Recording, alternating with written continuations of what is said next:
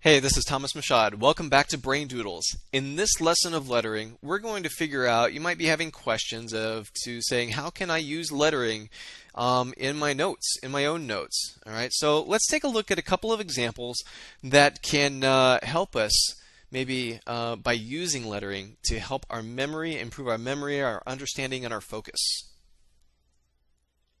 Okay, so for our first example, let's take a look at a topic in chemistry. Okay, the teacher says, listen, and this is very basic chemistry. We have the element of water, right? We know that water, and certainly we could end up using like a color in here if we wanted to. We're going to be talking about color later on. Okay, so maybe we're going to be looking at water, and we know that the teacher says that this is made up of 2 parts of hydrogen and 1 part oxygen. Okay, and now within our book, that we often see these diagrams of atoms that we could certainly draw out. Okay, we know that a basic shape of an atom normally given in a textbook is circular, okay? Because certainly we have circles of a nucleus, and we have protons, and we have an electrons, and all of that kind of circling around, right? Well, we know that we can just give some basic circular shapes already, which you already can do, okay? That we have a hydrogen, 2 parts hydrogen, and 1 part oxygen, okay?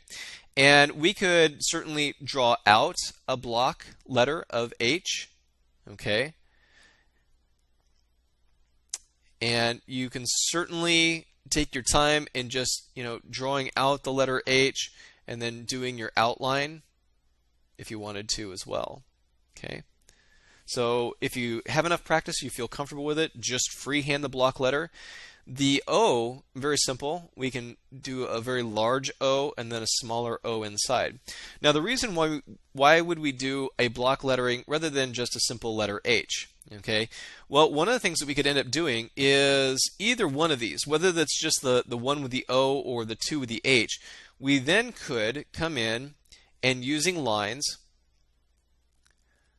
to really popping those H's out and giving it a different look than the oxygen element. Okay. Now, once we start dealing with colors as well, you could add colors in with this. So you could certainly come in with a blue pen or a red pen, and you could put in a blue up here and a red for the hydrogen. Okay. So you don't have to just use black, and we're gonna, like I said, we'll talk about why and maybe when to use color. But at any time, if you want to use color, go right ahead. And then putting those two together, using those lines as connectors. Okay. So here we have our very, very basic example of using lettering along with our shapes. Okay. So that's one example of chemistry. Another example might be in English. Okay, in English we are going to be dealing with a book, and we've talked about how to drawing items 3-dimensionally. So here we have a book that we could draw out. We have a book report on of mice and men. And in Mice and Men, you have 2 main characters. You have Lenny, and I'm writing out Lenny with some spacing, and you'll see why in just a moment. And then you have his partner George. And there's a reason why I'm writing George kind of close together. And we've already talked about how to use curly shapes to, writing out for Curly's wife. So certainly you could do that as well. Just very, very basic. All right. And then certainly we can draw a little figure down here in a dress for Curly's wife. She's waving hi to us. Now for Lenny versus George, we can show a good comparison between Lenny and George just by our lettering. And Lenny is a very big guy, and so we could use very big lettering. We could use the block lettering here. Okay. Doesn't have to be perfect. We're just kind of getting a good idea of how to block in the letters by letters we've already placed down. Okay? And sometimes we can start out from one of the lines that we've already done, or we can create outlines around lines that we've done. And we could end up filling this in if we wanted to really showing a heavier weight, or we could end up giving it a drop shadow if we wanted to. If you use a pencil, you can end up erasing the lines inside of it.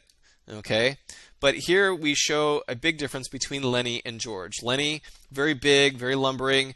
George, he's more thin and wiry. If we wanted to, we could really, write very thin for George.